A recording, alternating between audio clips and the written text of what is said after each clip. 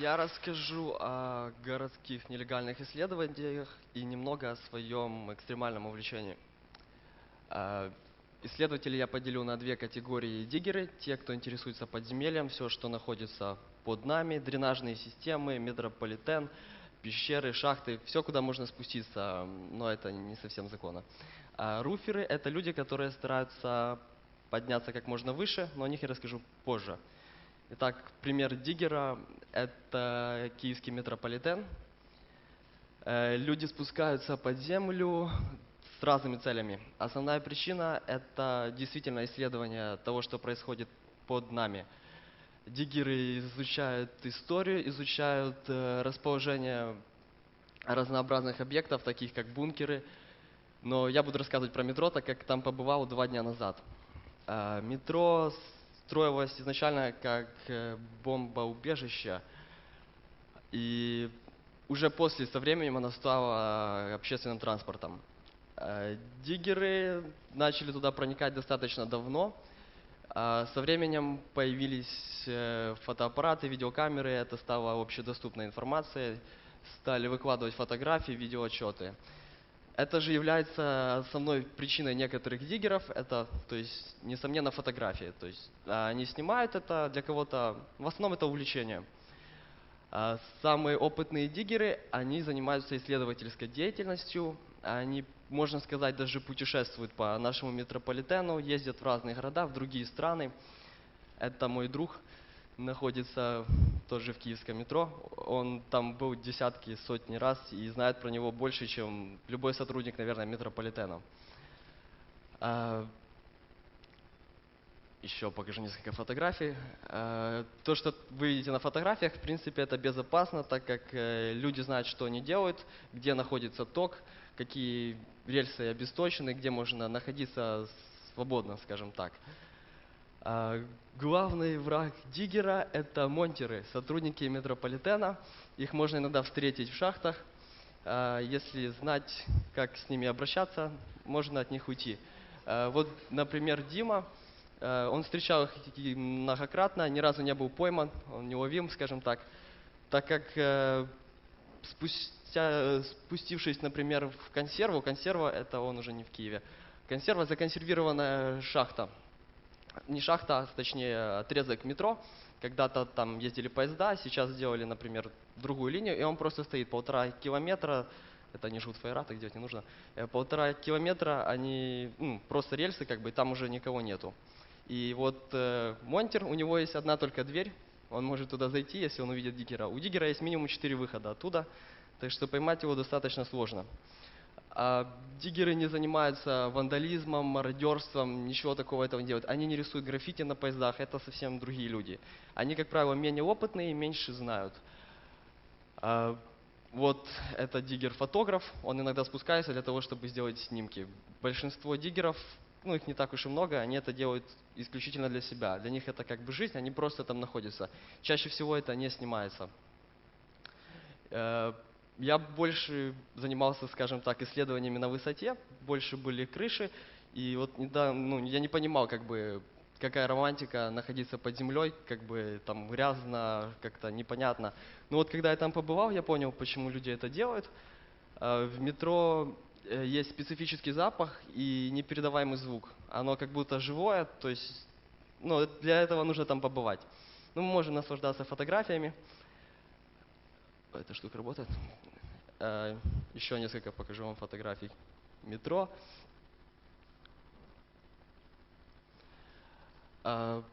Не так давно случилось происшествие. Человек попал в беду под землей, и местные МЧС обращались за помощью к диггерам, так как у диггеров есть более современные карты. Люди делают это на собственном энтузиазме, они спускаются под землю, частично рискуют и изучают город. Но как результат у них есть карты более современные, чем у МЧС. У МЧС, у них маленькие зарплаты, это никем в основном не спонсируется, и халатное отношение сотрудников. Так что если вы попадете в беду под землей, вас скорее спасут диггеры, чем наш МЧС. Дальше я вам покажу еще фотографии. Дренажные системы. Я расскажу о руферах. Руферы — это люди, которые поднимаются на крыши с разными целями. Руферы не все одинаковые, их нужно разделять. Некоторые это делают для фотографий. То есть изначально руферы это делали, это романтизм, это как бы приключение, подняться на крышу. Людей всегда манила высота, можно сказать.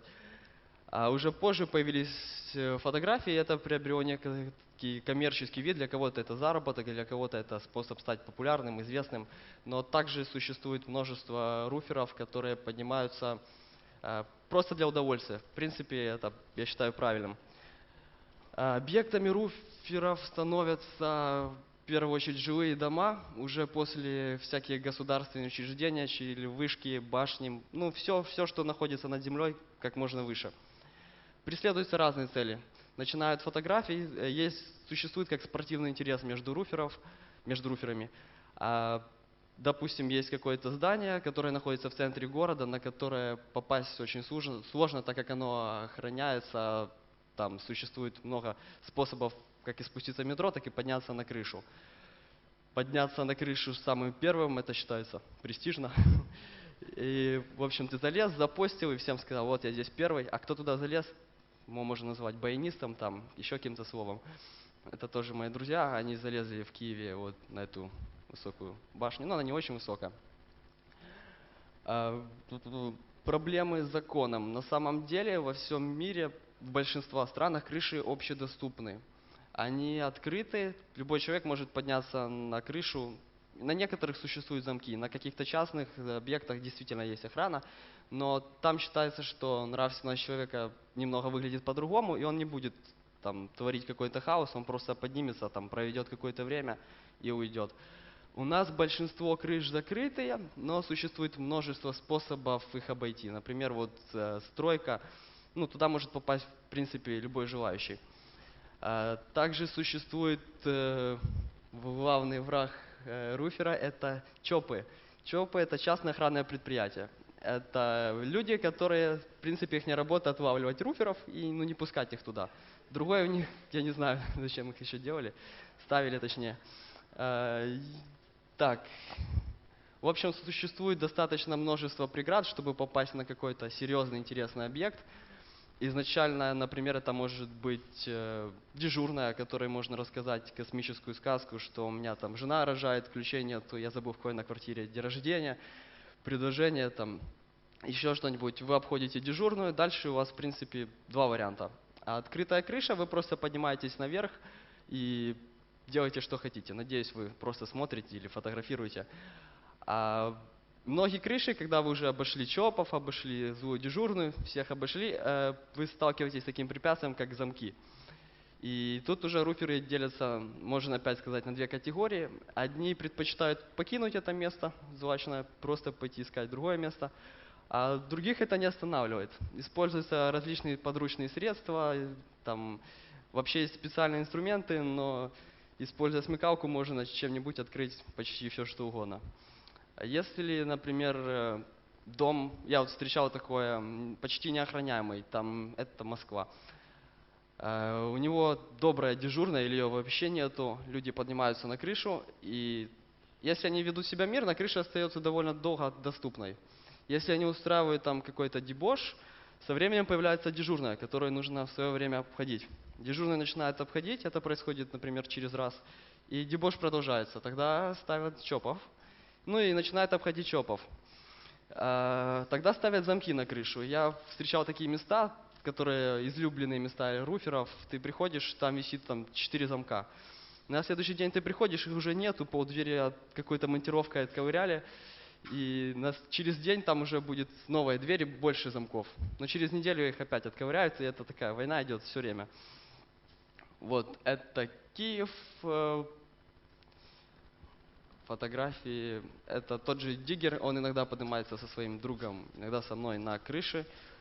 Тоже из эстетического удовольствия. Он не умеет фотографировать, он ничего не умеет, он только под землю спускается и на крыше иногда. Но на самом деле очень интересный человек. Я когда смотрел его фотографии, думал, что он какой-то странный. То есть он не работает, ничего не делает, это, можно сказать, его жизнь. Он спускается под землю, но под землей он просто бог. Мы перемещались с одной станции на другую, и чтобы вы понимали, вот одна станция, вот вторая, и там ездят поезда. И существует интервал, например, 6 минут. И нужно за этот интервал как бы пробежать с фонариками по шпалам и найти какое-то место, где нужно спрятаться. Так вот, я не знаю, как он их находит, но мы бежим, он всегда находил, мы туда прятались, проезжает поезд, мы бежим дальше. Ну и то есть 2 километра нужно преодолеть препятствий. Так, это тоже руферы, это телевышка. Есть много как бы объектов, которые относятся к военно-стратегическим, но обычно об этом узнаешь уже, когда тебя поймали охрана внутренних справ или полиция, милиция, не знаю, по-разному. Ну, правда, мы увидели один дом, вообще охраны почти нету. Мы туда поднялись, приехала какая-то машина, приехала охрана, там нас почти окружили. Когда мы спустились, сдались властям, нам объяснили, что это территория ракетостроительного завода действующего. Там строят такие огромные ракеты, как 2 меня, для самолетов. И, ну, типа, мы могли украсть ракету, я не знаю. Так, это красивые виды Киева, плохо обработанные. Но это так бывает иногда. У меня такие встречи были часто достаточно, но заканчивались они мирно, так как я ничего никогда не ломал, там никаких замков, ничего такого у меня не было.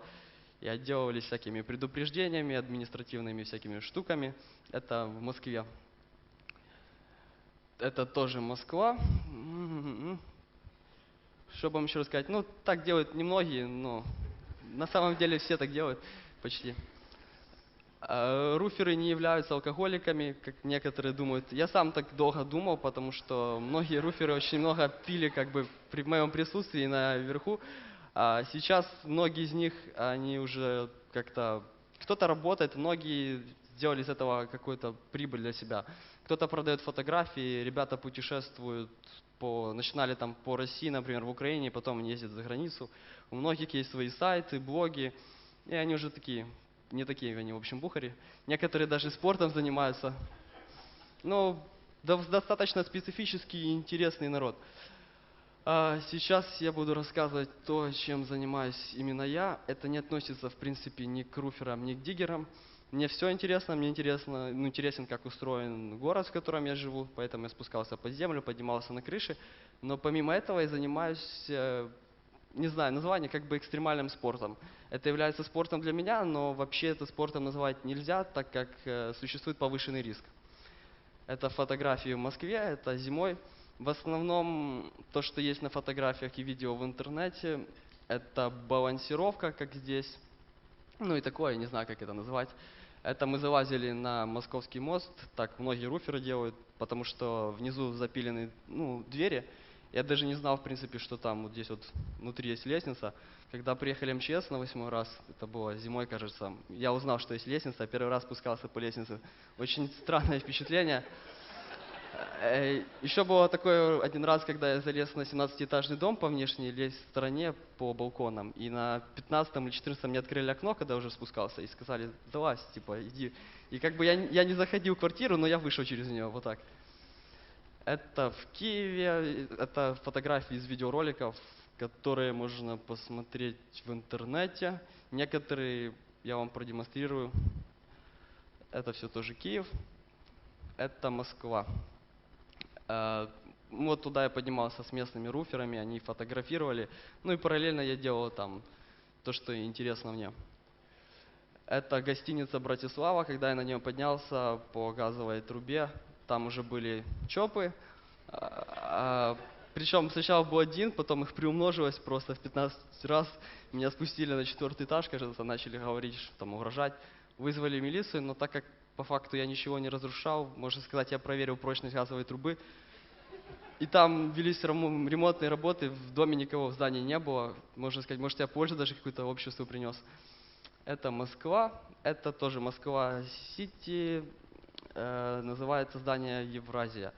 Я точно не знаю, какая там высота, где-то от 280, наверное, до 320 метров. Вживую намного лучше наблюдать, чем на фотографиях. Это тоже Москва, это Киев. Можно видео. Это звезда, сталинская высотка. Первое видео, это где я залазил на Братиславу. Ну, закончилось все хорошо. Последний раз меня или предпоследний, я не помню, на одном объекте забирали. И сначала мне говорили, что это очень серьезное место, что будут большие проблемы. А потом зашел один дядя какой-то серьезный, со мной сфотографировался и все. Сказал, что хочет показать своему сыну фотографию с Человеком-пауком. И это решило, видимо, все. Спасибо. Это дом, по-моему, 14 или 15 этажей. Я на него залез минуты, наверное, за 3, я точно не помню. Залез, потом там были элементы балансировки. Потом я спускался. Часто спрашивают, как спускаешься. Точно так же спускался, как поднимался. Сейчас будет следующее видео. Надо было сказать, что делать так не надо, повторять не нужно, это очень опасно. Потому что действительно опасно, я когда залазил на этот дом, плитка очень сильно под ногами хрустела, мы не очень это... Ну, возможности это проверить нету, как прикреплена труба, там куча охраны ходит внизу. Вот здесь я, когда начал залазить, почти сразу внизу выбежал ЧОП и начал мне говорить, спускайся, но я его почти не слышал.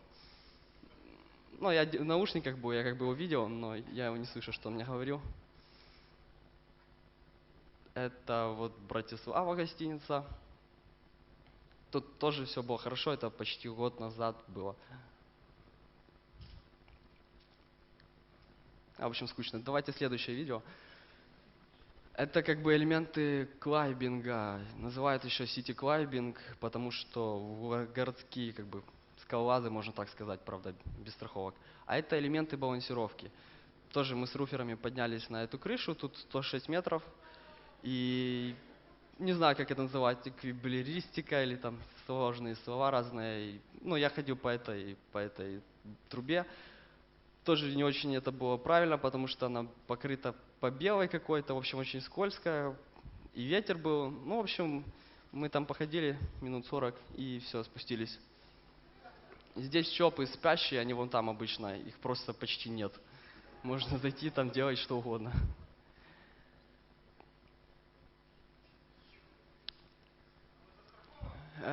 Я нет, но, кстати, я думаю, это возможно. Можете вложить в меня ваши деньги, это прибыльно, наверное.